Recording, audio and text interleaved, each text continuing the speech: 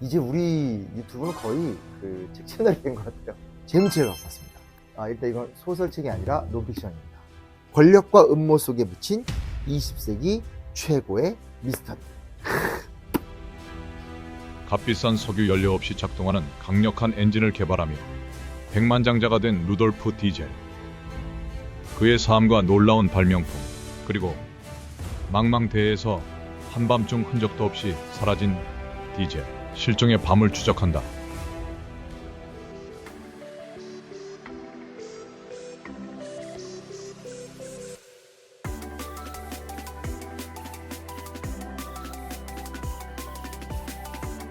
여기 이름이 써있죠. 디젤. 가만히 생각해 보십시오. 디젤. 휘발유, 경유, 가솔린, 디젤. 바로 그 디젤이에요. 산업혁명이 일어났단 말이에요. 제일 처음에는 증기기관이 나왔잖아요. 증기기관을 제일 처음에 돌릴 때 쓰던 방식이 사실은 석탄이었어요. 그러니까 석탄을 떼워서 칙칙폭폭 하면서 가는 건데 기관차가 움직이는 거야. 얼마나 대단해요. 근데 그 다음 단계 디젤 기관이 나왔다는 거예요. 증기기관에서 디젤로 넘어가는, 바로 그게 루돌프 디젤이라는 사람이 디젤 기관을 발명해서 일어났던 일이라는 거예요. 그 당시엔 연료도 혁신적으로 줄이고, 그리고 오늘날 기준에선 환경오염도 상당히 극복하고, 또 산업혁명을 가속화시키는데 굉장히 좀 중요한 역할을 했다라는 거지. 그 사람을 두고 만든 일종의 논픽션 전기 작가물이에요. 근데 재밌는 게 뭐냐? 미스터리란 말이에요. 미스터리가 있습니다. 왜 미스터리가 있냐? 영화가 하나 있었어요. 펜버비치가 나왔었던 그 에디슨 다뤘었던 영화 보면, 그것도 전기를 에디슨이 개발했는데 테슬라랑 이 직륜이야 교륜이야 갖고 둘이서 엄청 싸우는데, 에디슨은 제가 되게 좋아했었거든요. 그 어렸을 때 막 그 있잖아요. 그 계란 품고 막 부화시키고 되게 좋았던 소년이었는데 온갖 나쁜 짓을 하면서 테슬라 바보 만드는 이야기. 하지만 결국은 에디슨이 깨지는 이야기. 근데 루돌프 디젤은 상대적으로 그런 사람이 아니에요. 되게 좀 느슨하다, 노동 기강이 약하다, 뭐 이런 소리도 많이 듣고 할 정도로 대단한 성공적인 사업가인 건 분명하지만, 그래도 조금 디테일하게 들어갔었을 때 인간적으로 조금 이렇게 위로를 받을 수 있는 그런 특징인데, 문제 뭐냐? 디젤 엔진이 1900년대 들어오면서 이제 세계적인 히트를 쳐요. 그 1910년 사실상 세계 엔진의 역사를 바꿨어. 근데 1913년 9월 29일 런던행 여객선 드레스덴호는 벨기에와 영국 사이의 바다를 항해하고 있었다. 이 배에는 세계적으로 명망 높은 발명가 루돌프 디젤이 타고 있었다. 그가 설계 제작한 혁신적인 내연기관은 전 세계 산업의 판도를 완전히 뒤바꿀 첨단 기술이었다. 바로 디젤 엔진이다. 하지만 루돌프 디젤은 이 여행의 목적지에 당도하지 못하고 만다. 한밤중에 흔적도 없이 사라지고만. 그의 실종 사건은 사고, 자살, 타살 중 과연 무엇인지 전 세계인의 이목을 집중시켰다. 그날 이 배에 타고 있었던 루돌프 디젤이 과연 왜 죽었을까? 이 사람이 갑자기 이렇게 죽는 경우가 흔치는 않잖아요. 그럼 첫 번째로 생각하는 거야. 자살, 개인적인 상처, 혹은 이제 욱하는 분노 때문에 뛰어내렸다. 두 번째, 사실 이 루돌프 디젤을 진짜 싫어하던 사람이 있었어요. 기업적으로, 사람보다도. 그게 누구냐? 록펠러. 왜냐? 록펠러 입장에서는 소위 말하는 석유왕 입장에서 자기 사업에 있어서 굉장히 방해가 됐었던 거예요. 그래서 록펠러가 보내서 확 밀어가지고 죽였나. 세 번째, 이게 오늘의 굉장히 좀 중요한 얘기인데, 우리는 역사를 배울 때 그냥 정치, 경제, 사회, 문화로 나뉘어 가다 보니까 머릿속에서 언제나 이게 나눠서 생각을 하는데, 시기적으로 봤었을 때 지금 1913년이잖아요. 그 다음에면 1차 세계대전이 터지네요. 그러니까 무슨 얘기냐면, 우리는 산업혁명 이야기하면 언제나 하늘을 날고 싶다, 라이트 형제, 뭐 이런 거 있잖아요. 그죠? 근데 실제로 공부를 해보면 그게 아니야. 라이트 형제가 비행기를 왜 만들었는데요? 라이트 형제가 비행기를 만들고 나서 첫 번째로 했던 게 뭔지 아세요? 미국 육군성을 찾아가요. 우리 비행기 써달라고. 근데 이제 아직 미국 준비가 안 돼 있어. 그래서 그 다음에 프랑스 육군성을 찾아가요. 그러니까 프랑스가 공군을 거의 최초로 만든 나라거든요. 이런 식으로 사실은 이 당시 기술혁신이라는 것은 개인적으로는 발명과 산업으로 엄청난 돈을 벌지만, 제국주의의 식민지 쟁탈전이나 제국주의 국가들 간의 전쟁에 굉장히 큰 도구가 돼요. 근데 디젤의 이 엔진은 당시에 처칠 국방장관이 이끄는 영국과 그리고 베레른 2세가 이끄는 독일 함대 양쪽의 모두가 다 탐내는 기술이었다는 거예요. 그러면 뭐야? 중국에서 죽였나? 요걸 다룬 책인 거야. 당시 세계 최고, 그러니까 요즘으로 말하면 일론 머스크나 스티브 잡스, 팀 쿡, 뭐 이런 사람인 거죠. 빌 게이츠. 그래서 매일매일 뉴스에 나오는 사람 중에 하나인데 이 사람이 배를 타고 가다 사라졌어. 그리고 3개월 만에 시신이 발견이 된 거예요. 이 사람은 어떻게 된 거죠? 이걸 파고드는 책이에요. 그래서 플롯이 좋다. 그냥 이렇게 어떻게 보면 성공담으로 이어질 수 있고 자칫하면 이렇게 해서 산업혁명의 천재들이 있었다. 라고 얘기가 끝날 수 있는 어떻게 보면 그 기업의 그 뻔한 경영 자서전 혹은 1, 2차 세계대전 사이에 기업가들의 어떤 그런 이중적인 삶을 고발한 신랄한 역사책일 수 있었던 책이 갑자기 이렇게 수렴점을 잘 잡으면서 긴박감이 넘치는 그런 책이 됐다라는 디젤 개인으로 가보겠습니다. 이 사람 쉽게 말하면 발명가죠. 19세기 말 20세기 초반에는 발명이 대세예요. 그러니까 지금은 누군가가 IT 플랫폼을 만드는 게 최고잖아요. 혹은 그게 아니면 전기차를 비롯해서 새로운 혁신이 세상을 바꾼다. 이런 게 대세였더라면 이때는 말 그대로 아무것도 없던 시대. 그러니까 인간의 남성 노동력과 마력, 말이나 소 이런 것들을 제외하고 아무것도 없었던 시대에 무언가를 만들어내면 대박을 치던 시대예요.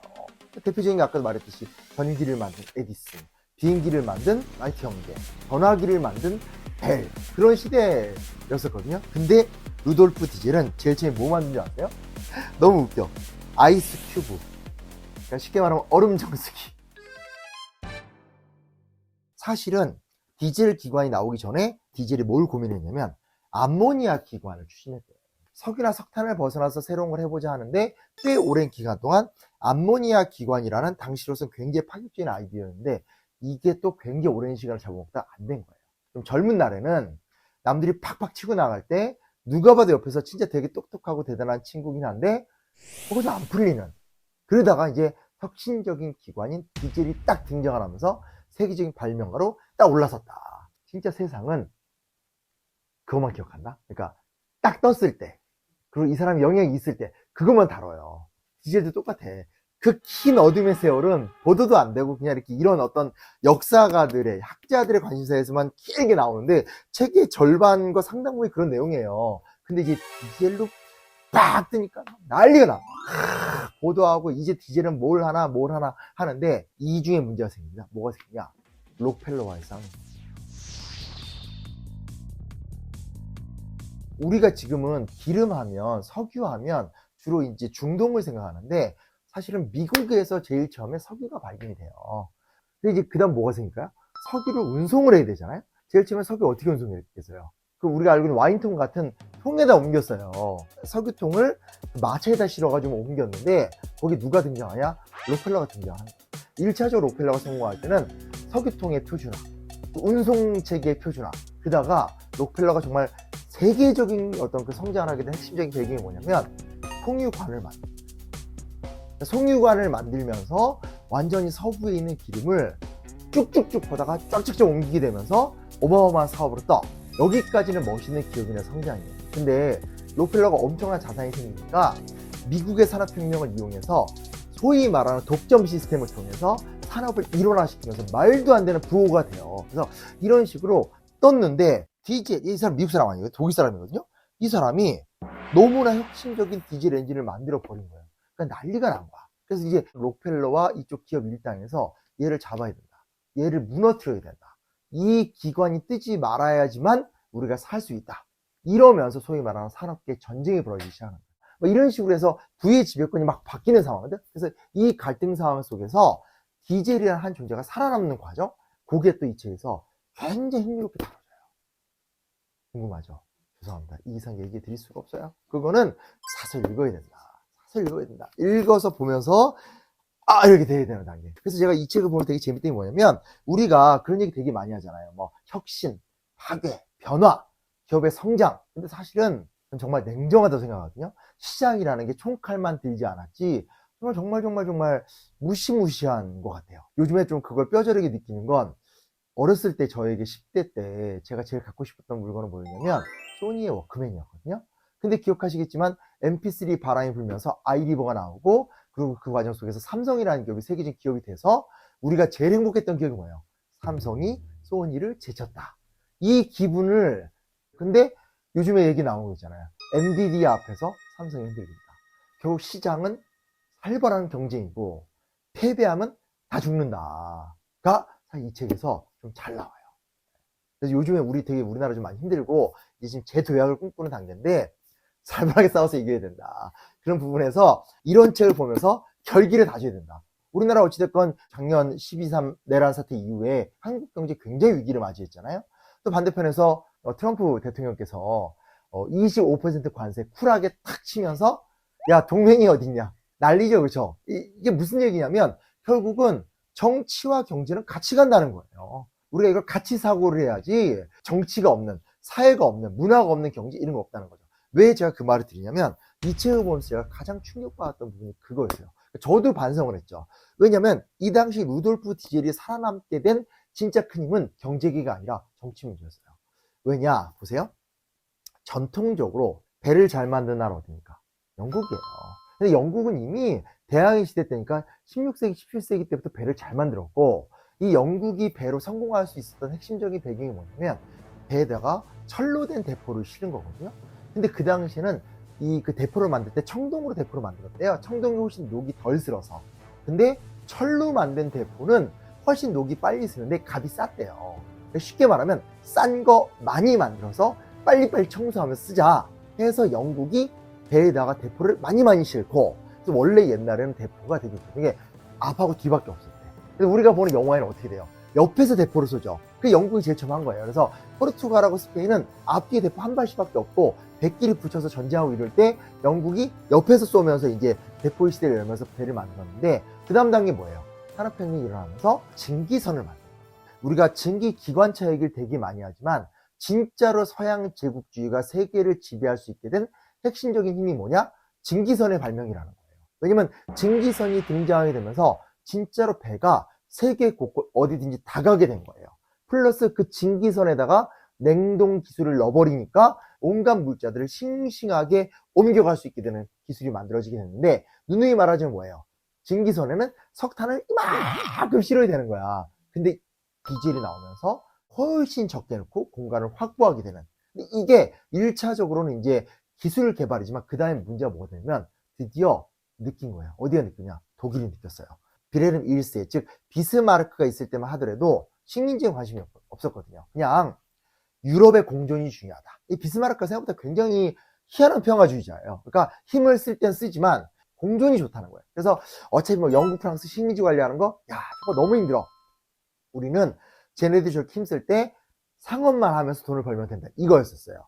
근데 빌헬름 1세가 죽게 되고 이 비스마르크가 실가를 하게 되면서 빌헬름 1세의 아들인 빌헬름 2세가 권력을 잡아요. 근데 빌헬름 2세는 굉장히 호전적인 사람이에요. 그래서 우리도 뭔가 밀고 나가서 뭔가 해내야 된다. 그래서 결국 빌헬름 2세가 1차 세계대전을 일으킨 거거든요. 근데 이 빌헬름 2세가 가만히 보니까 육군은 자신 있어. 이 프로이센, 독일이라는 나라는 진짜 오랜 기간 동안 육군을 발전시켜 놨기 때문에 정말 세계 최강의 육군. 문제는 뭐냐? 육군이 아무리 세도 배를 타서 어딜 가야 되잖아요. 빌헬름 2세의 최고의 관심사는 뭐냐? 우리도 영국에 버금가는 배를 만들어야 된다. 누가 나왔어요? 디젤이 나왔죠. 네. 그래서 독일은 독일대로 독일 함선을 디젤 엔진에 기반한 배들을 만드는 거예요. 반대로 그 당시 아직은 이제 총리는 아니었지. 이제 영국 해군의 변화를 위한 노력을 갖고 고민하던 게 처칠이었는데, 처칠이 또 디젤을 만든다 하면서 이 책의 사실은 상당 부분이 뭐냐면 영국과 이 독일의 함선 경쟁, 배를 만들어서 디젤 엔진을 정착해서 해군이 강해진 이야기를 상당히 담고 있어요.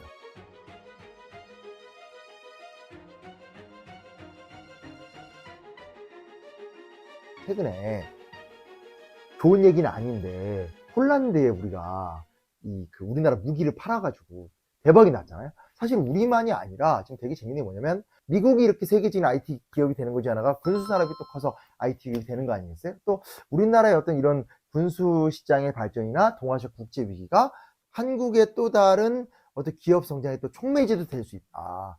그런 의미에서는 이 책이 되게 그냥 굉장히 좀 재밌는 책인데, 이 책을 읽다 보면 시야가 좀 넓어질 수 있다. 한국의 기업의 문제와 한국의 경영의 문제와 한국의 정치의 문제와 한국의 군사의 문제를 좀 같이 사유할 수 있는 장점을 가진 책이다.